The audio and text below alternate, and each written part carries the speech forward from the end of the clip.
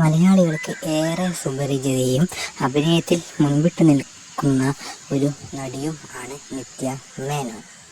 ഒരുപാട് നാളുകൾ ആയി താരം ഇപ്പോൾ അഭിനയ രംഗത്ത് നിന്ന് മാറി നിൽക്കുകയാണ് ചെയ്യുന്നത്.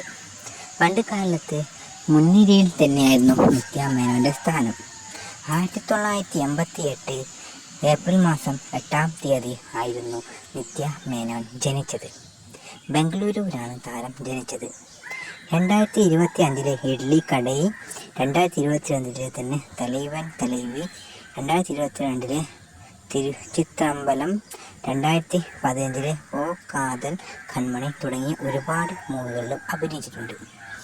ഈ അടുത്ത താരം വളരെ സജീവം അല്ലാതെ ഇരുന്നത് മലയാള മൂവികളിലായിരുന്നു. അന്യഭാഷാ ചിത്രങ്ങളിൽ താരം ഇപ്പോഴും ആക്റ്റീവ് ആയിട്ട് അഭിനയിക്കുകയും മറ്റും ചെയ്യുന്നുണ്ട്. മലയാളത്തിൽ ഒരുപിടി നല്ല മൂവികൾ അഭിനയിച്ച് ഒരുപാട് പ്രേക്ഷകരുടെ പ്രീതിയും സ്നേഹവും ഇടപിടിച്ച ഒരു നടിയാണ്